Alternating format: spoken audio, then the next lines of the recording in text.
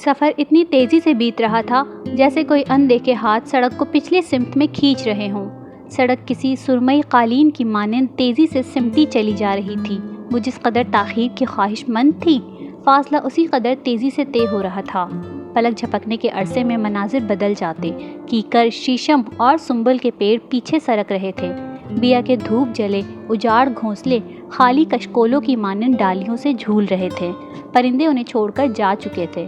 امر بیل نے درختوں کے تنوں اور شاخوں کے گرد زرد جالے تان رکھے تھے۔ جاگو والا میں بانس کے گھنے جھنڈ تھے، ڈال سے ڈال ملی ہوئی، پتے سے پتا جڑا ہوا۔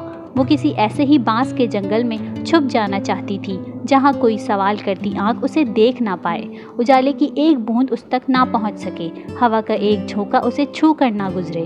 مگر بانس کے جھنڈ گزر گئے، وہ خود کو ان میں گم نہ کر سکی۔ وہ بس کی نشست پر بیٹھی رہ گئی تھی، لوگوں کی نظروں کے سامنے، روشنی اگلتے سورج کے نیچے، بدن کو جھلساتی ہوا کے گھیرے میں۔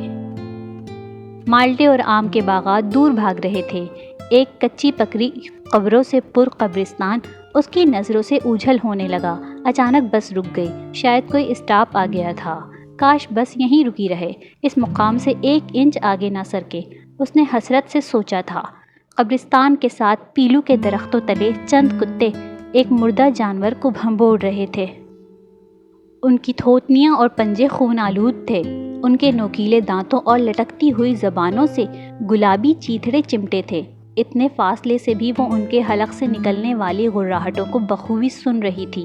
ان کے جسموں سے اٹھتا تعفن اس کے تنفس سے الجھ رہا تھا۔ بس وہاں سے روانہ ہو گئی تھی۔ گندم کے بھورے پودے، بل کھاتی ہوئی پگڈنڈیاں، گدلے پانی کے جوہڑ، کچے پکے مکانات دور بھاگ رہے تھے۔ وہ حیران تھی کہ گھنٹے لمحوں میں کیسے بدل گئے، وقت کی رفتار اتنی تیز کیوں ہو گئی۔ سانس سینے کی تہہ سے کھینچ کر وہ نتنوں سے باہر بھی نہ نکالنے پاتی کہ اگلا گاؤں آ جاتا۔ پہلو بدلنے کا سوچ رہی ہوتی کہ نور پور جٹاں شام کوٹ میں تبدیل ہو جاتا۔ بس ڈھلان سے پھسلے ہوئے پتھر کی طرح لڑک رہی تھی۔ پھر کوٹ بسم اللہ بھی آ گیا۔ اس نے آنکھیں بند کر لی، مگر ایسا کرنے سے کیا ہو سکتا تھا۔ اگلے پل جب اس نے آنکھیں کھولیں تو بس اس مختصر پاٹ کی نہر پر سے گزر رہی تھی جس کی پلیا کے دائیں طرف کیلے کا جھنڈ مٹیالے پانی پر جھکا ہوا تھا۔ بدرنگ پانی میں ڈوبے ہوئے کیلے کے پتوں کو اس نے خوف آمیز تحیر سے دیکھا تھا۔ پھر کوئی جادو کی چھڑی گھومی اور وہ ریلوے پلیٹ فارم پر اگے ہوئے برگد کے مومر درخت کے گھنے سائے تلے پہنچ گئی۔ اس کے ساتھ اجی اس کا اٹیچی گھسیٹتا ہوا چل رہا تھا۔ اب وہ سنبل کے نارنجی ڈوڈوں سے لدے پیڑ اور گلے عباس کے کاسنی پھولوں والے جھاڑوں کو دیکھ سکتی تھی جو ان کے گھر کی کچی دیوار کے ساتھ لپٹے تھے۔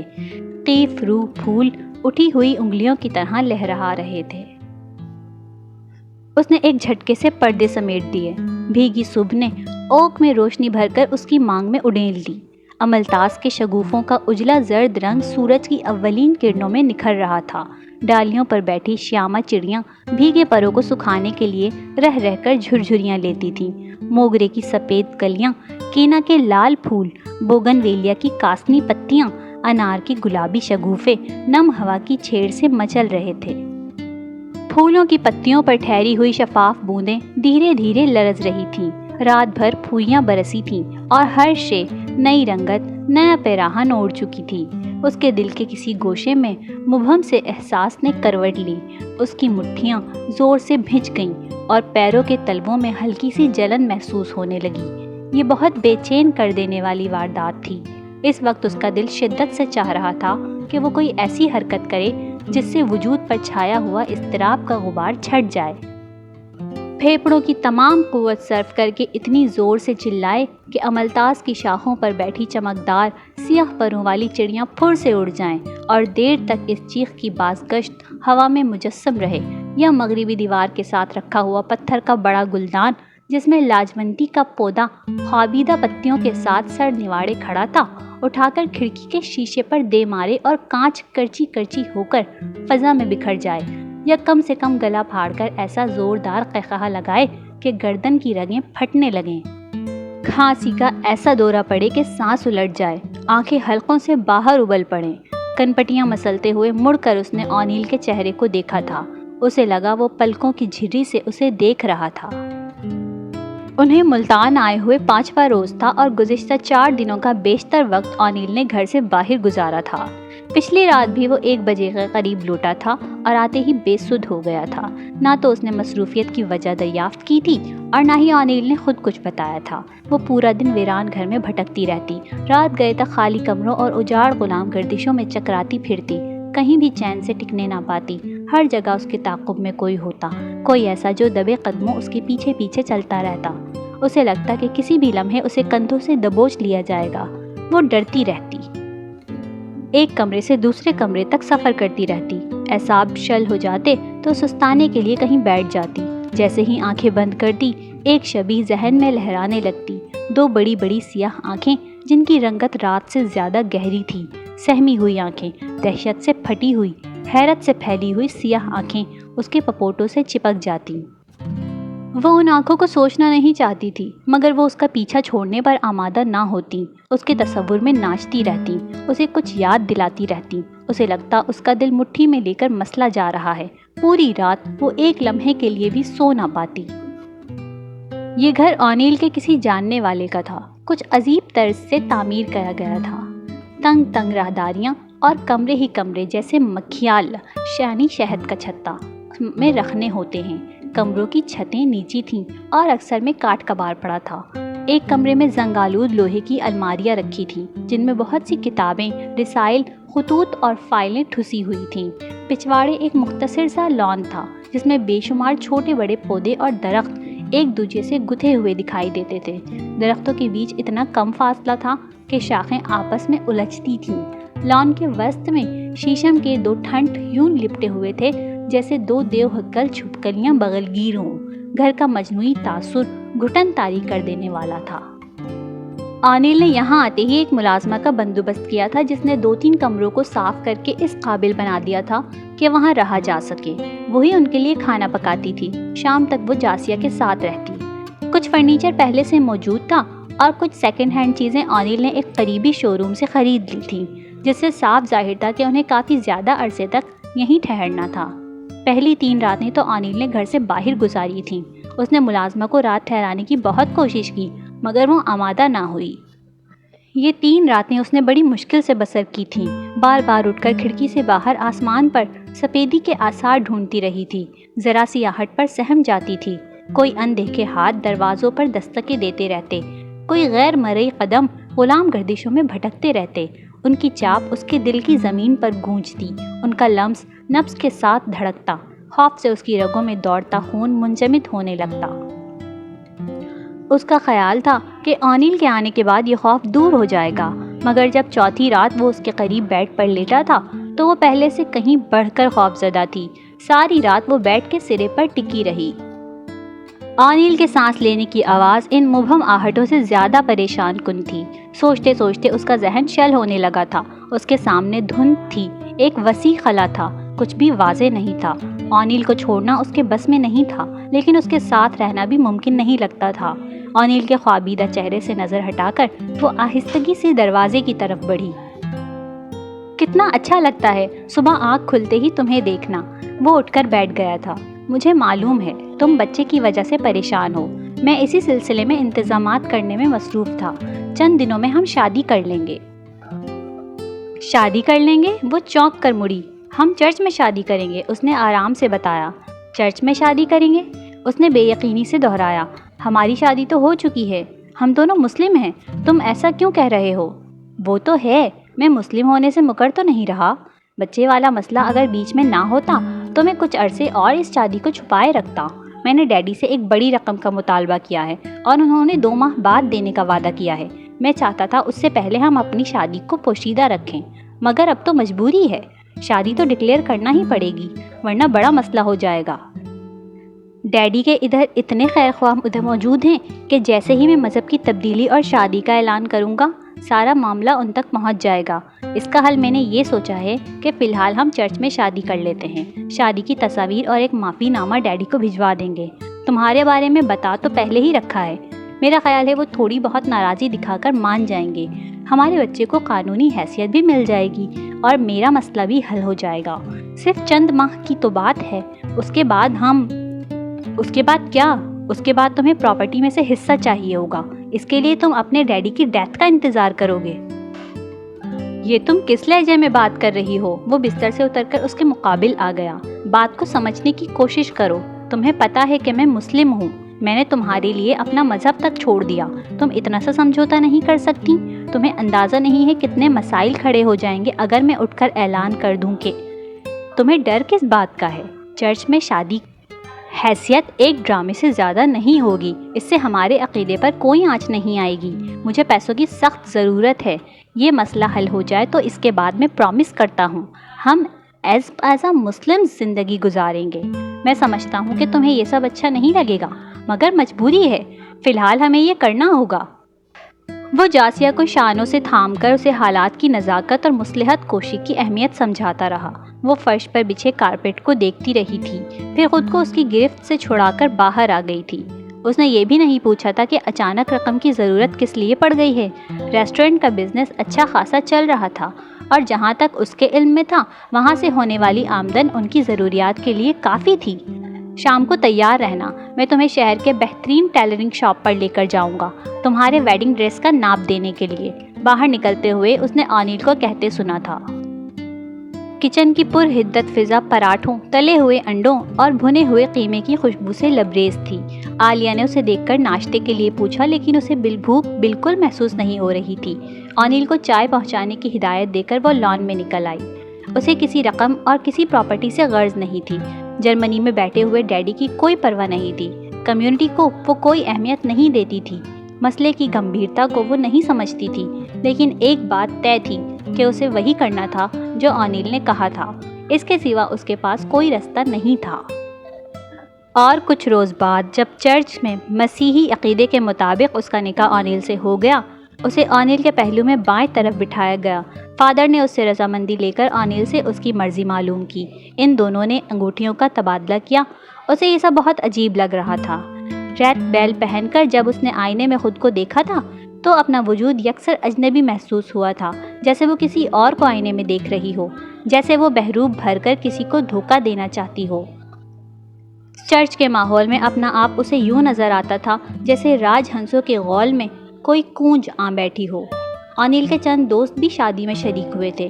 ان میں شیراز بھی تھا. جاسیہ کو مبارکباد دے کر جب اس نے تحفہ دینے کی کوشش کی تو اس نے نفرت سے منہ پھیر لیا تھا. اس کا بس نہیں چل رہا تھا کہ شیراز کا منہ نوچ لے. انیل نے اسے تنبیہی نظروں سے دیکھ کر پرسکون رہنے کی ہدایت کی لیکن وہ خود پر قابو نہیں پا سکی تھی. سارا وقت وہ ہونٹوں پر مسکراہٹ چپکانے میں کوشاں رہی مگر آنکھوں کی نمی چھپائی نہیں چھپتی تھی. گھر آ کر وہ باتھ روم میں بند ہو کر دیر تک روتی رہی تھی. اگلے چند روز بہت مصروفیت میں گزرے. دعوتوں اور میل ملاقاتوں کا سلسلہ چلتا رہا. اوکاڑا کینٹ سے پہلے انیل کی فیملی اسی شہر میں رہتی تھی اور بہت سے جاننے والے یہاں موجود تھے. انہیں کئی لوگوں نے مدعو کیا تھا. انیل نے چند منتخب لوگوں کی دعوت قبول کر کے باقی سب سے معذرت کر لی. وہ چپ چاپ اس کے ساتھ جاتی رہی. دعوت میں شریک ہونے کے لیے جس لباس کا انتخاب وہ کر دیتا وہ خاموشی سے پہن لیتی. ان دنوں انیل خود خاص طور پر اسے خوش رکھنے کی کوشش کرتا تھا. ہر بات میں اس کی رائے لیتا، اسے شاپنگ کے لیے سارے شہر میں گھماتا، اس کی پسند کو ترجیح دینے کی کوشش کرتا مگر وہ پتھر کی مورت بن گئی تھی. ہجوم کے درمیان بیٹھی کسی غیر مرئی نقطے پر نظریں جمائے خلا میں گھورتی رہتی. محفل میں قہقہے گونج رہے ہوتے اور وہ ناخن کترتی رہتی. انیل اس سے کوئی بات کرتا تو یوں چونک جاتی جیسے گہری نیند سے جاگی ہو. اس کی بھوک بالکل ختم ہو کر رہ گئی تھی. بے خوابی کا شکار رہنے لگی تھی. رات میں کئی بار اٹھ کر دیکھتی کہ کھڑکی بند تو نہیں ہے. دم گھٹنے کی شکایت کرتی. گردن مسلتے ہوئے کھانسنے لگتی. رات کے کسی بھی پہر انیل پانی پینے یا باتھ روم جانے کے لیے اٹھتا تو وہ جاگ رہی ہوتی. اس رات بھی اچانک اس کی آنکھ کھل گئی تھی. سلیپنگ پلز کی دی ہوئی نیند کا بوجھل پن اس کے پورے وجود پر چھایا ہوا تھا. اس نے ایک نظر بستر کے دوسرے سرے پر اوندھے لیٹے انیل پر ڈالی اور چادر کو جسم پر درست کرتے ہوئے آنکھیں بند کر کے دوبارہ سونے کی کوشش کی. لیکن خاصی دیر کروٹیں بدلنے کے بعد بھی نیند آنکھوں میں آنے پر راضی نہ ہوئی تھی. اسے حرارت کا احساس بھی ستانے لگا تھا. اس نے چادر کو بدن پر ذرا سا نیچے کھسکا دیا اور کمر کے بل چت لیٹتے ہوئے چھت کے پنکھے پر نظریں جما دیں. نائٹ بلب کی مدھم روشنی کمرے میں پھیلی ہوئی تھی جس میں اکثر چیزوں کی غیر واضح پرچھائیاں نظر آ رہی تھی. اس کی بے چینی بڑھتی جا رہی تھی۔ وہ اٹھ کر بیٹھ گئی اور دیواروں سے لپٹی زرد مزمل روشنی کو دیکھنے لگی۔ یک بارگی 2 آنکھیں اس کے تصور میں آ گئیں۔ دہشت سے پھٹی ہوئی ان آنکھوں میں ایک مخصوص رنگ منجمد تھا۔ اسے لگا وہ کسی مرے ہوئے شخص کی آنکھیں تھیں اور وہ رنگ موت کا تاریک رنگ تھا۔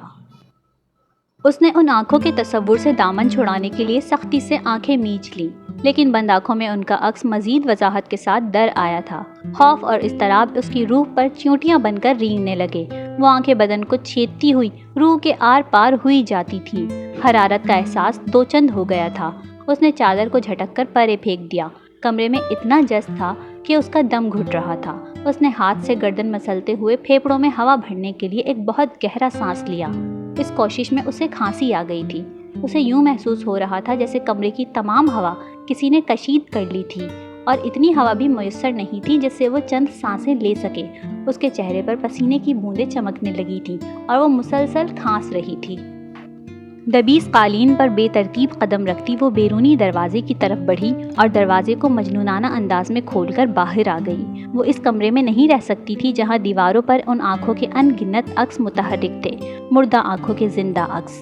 وہ چند لمحے دیوار سے ٹیک لگائے گہرے گہرے سانس لیتی رہی اور پھر تاریکی میں ڈوبی خاموش خوابیدہ غلام گردشوں میں چکرانے لگی۔ ایک کمرے کے ادکلے دروازے سے آتی سیل فون کی بیپ سن کر وہ ٹھٹک گئی تھی۔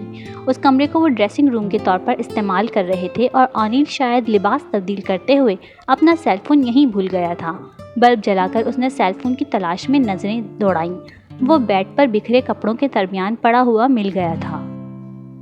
کال کرنے والی کوئی غیر ملکی عورت تھی جو ٹوٹی پھوٹی انگلش میں بات کر رہی تھی۔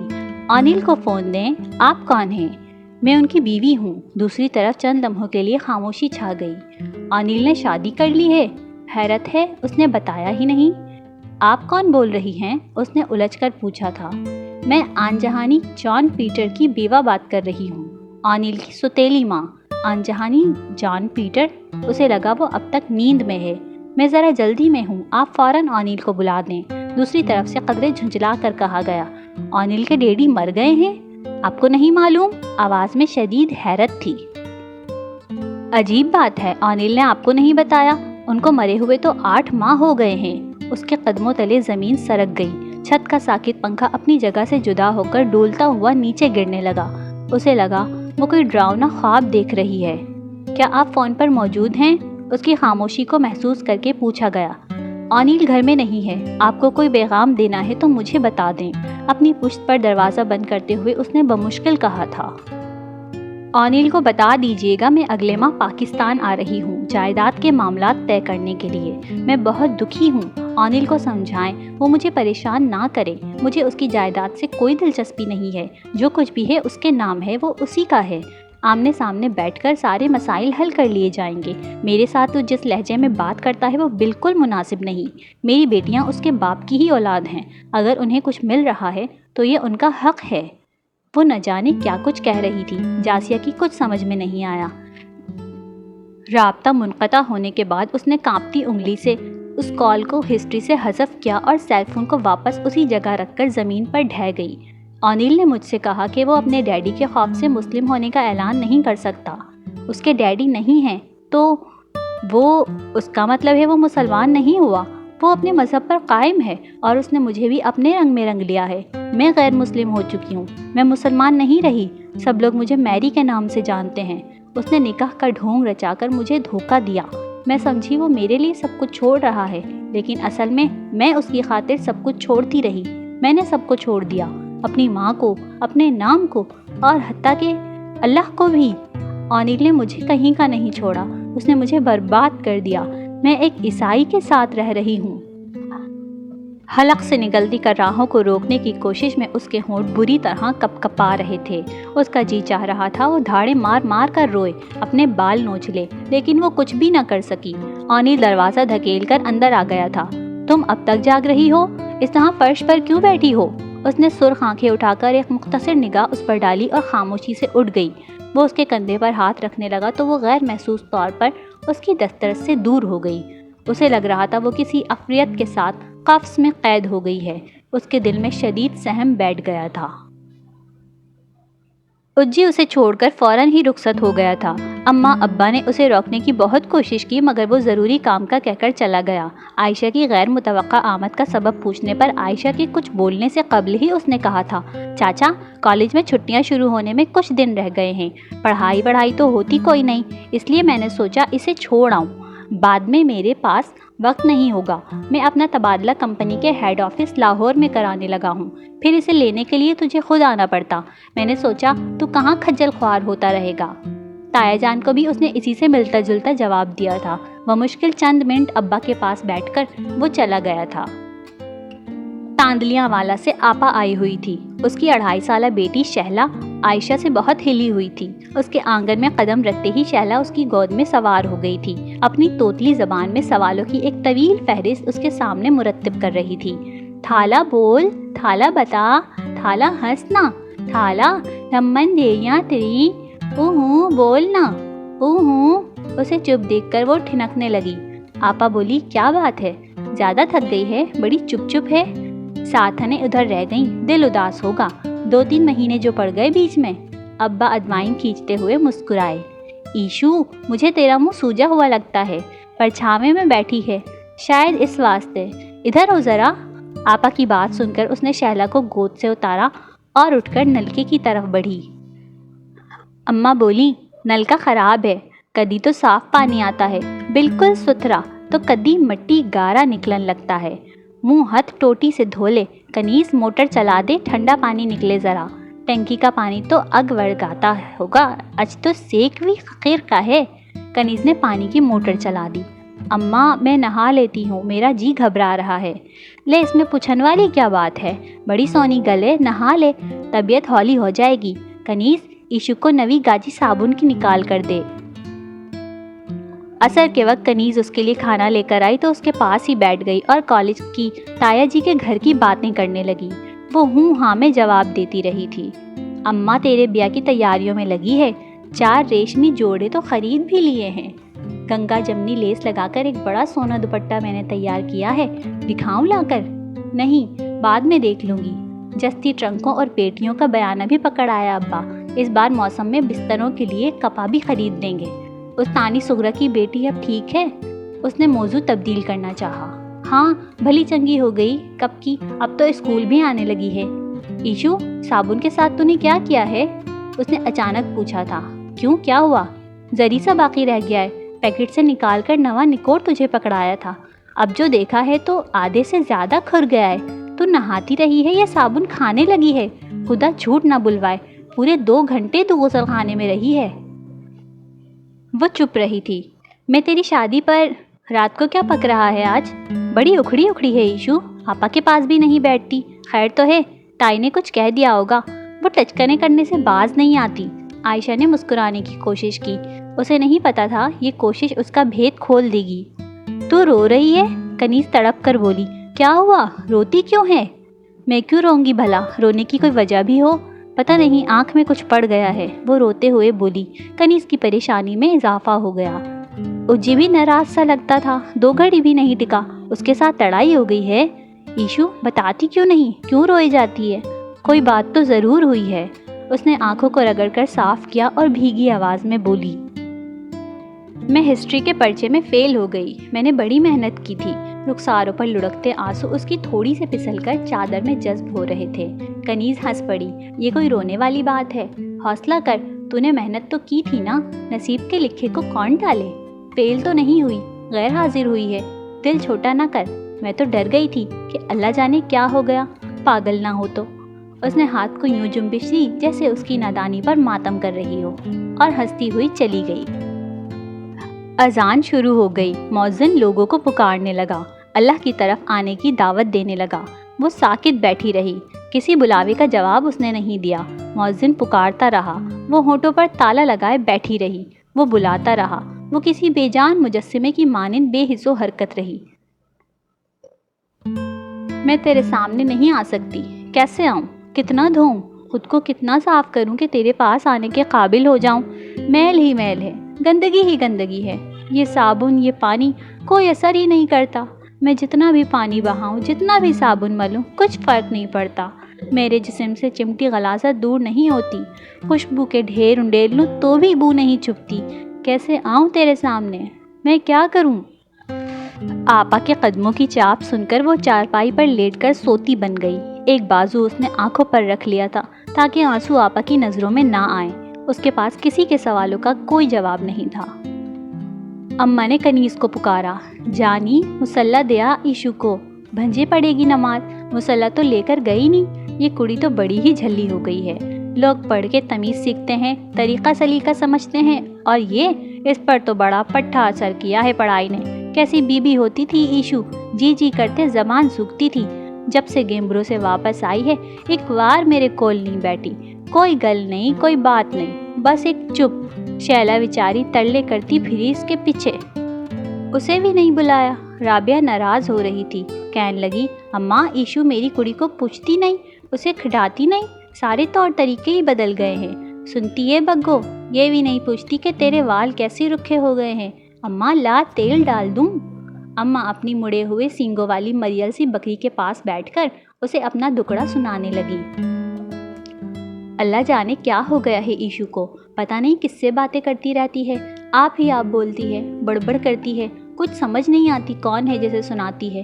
نیڑے چلے جاؤ تو پھر چپ، کچھ بتاتی ہی نہیں، یا بیٹھی صابن سے کھیڑتی ہے، ہاتھ پیروں پہ صابن ملے جاتی ہے، منہ دھوئے جاتی ہے، وہمن کیوں ہو گئی ہے؟ اللہ ہی جانے۔ مجھے لگتا ہے نظر لگ گئی ہے ایشو کو، رنگ بھی کیسا پیلک ورگا ہو گیا ہے۔ جس روز ٹھینگ موڑ جان والی بس پہ بٹھا کے آئی ہوں، جوگی رنگ کے سوٹ اور مشینی کڑھائی والی کالی چادر میں کیسا لشکے مارتا مکھڑا تھا۔ میں نے تو 100 بار رب سے اس کی خیر مانگی، ایسی پھگن ہو تو نظر تو آپ ہی لگ جاتی ہے۔ کتنا روکا میں نے کریم بخش کو، کتنا رولا ڈالا، اسے نہ بھیج، 12 جماعتیں بڑی ہوتی ہیں، اتنا بہت سارا پڑھ کے کیا لینا ہے، پر مجھ نمانی کی کون سنتا ہے۔ میرے ہٹکتے ہٹکتے بھی بھیج دیا۔ اس کی تائی نے کہاں برداشت کیا ہوگا، بڑی شومنی ہے وہ، کھان پین کی ساری چیزیں جندروں میں رکھتی ہوگی، دودھ دہی کو ترساتی ہوگی۔ تو بھی چنگی طرح کھایا کر بگو۔ کریم کش کہتا ہے میں تیری سیوا نہیں کرتی، تجھے ویلے سے پٹھے نہیں ڈالتی، لے بھلا میں کوئی ایسا کرتی ہوں؟ میں تو اپنے بچوں کی طرح سانبھ رہی ہوں تجھے، اب تو ہی پٹھوں کو منہ نہ لگاوے تو میں نسیمہ سڑی کیا کروں؟ اماں نے بگو کی ابھری ہوئی پسلیوں پر ہاتھ پھیر کر ٹوٹے ہوئے پیندے والی تگاری قریب کھسکائی اور چارہ اس میں ڈال کر بگو کے آگے رکھ دی۔ آج کل تو پٹھے ملتے ہی نہیں، لوسن سارا سیک نے ساڑ دیا ہے۔ ہائے نی میری ماں۔ وہ اپنے گھٹنوں پر ہاتھ رکھ کے کراہتی ہوئی اٹھی، میں روٹیاں پکا لوں، تندور تپ گیا ہے، کریم بخش بس گھر آنے والا ہے۔ انہوں نے چند تنکے اٹھا کر تنور کے دہتے ہوئے دہانے میں اچھالے۔ آگ کے شعلے ایک لمحے کے لیے بھڑک کر اد جلی کچی دیوار کے ساتھ اوپر اٹھے اور پھر سر کے بل واپس دہانے میں جا گرے۔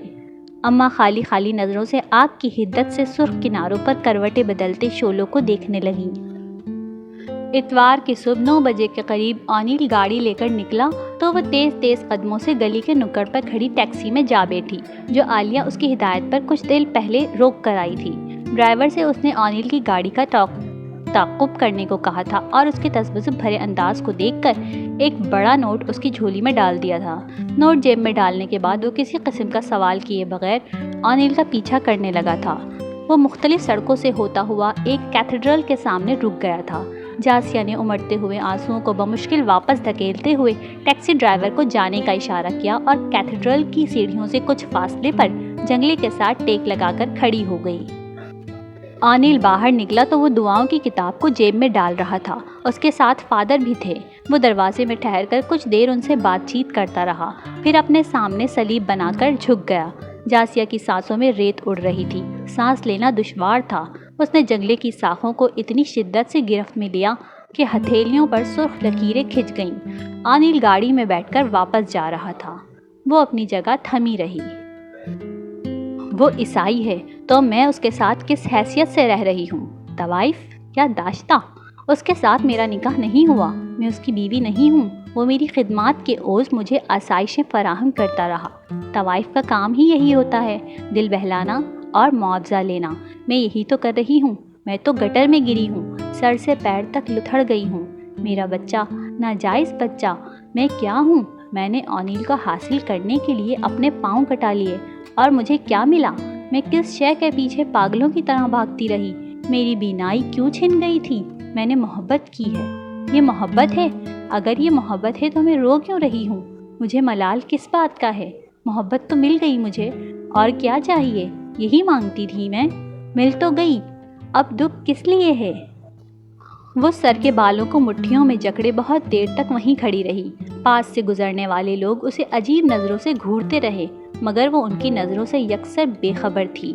پھر اس نے ایک نظر گرجے کو دیکھا اور کچھ وقت تنہائی میں گزارنے کے خیال سے مرکزی دروازے سے اندر داخل ہو گئی۔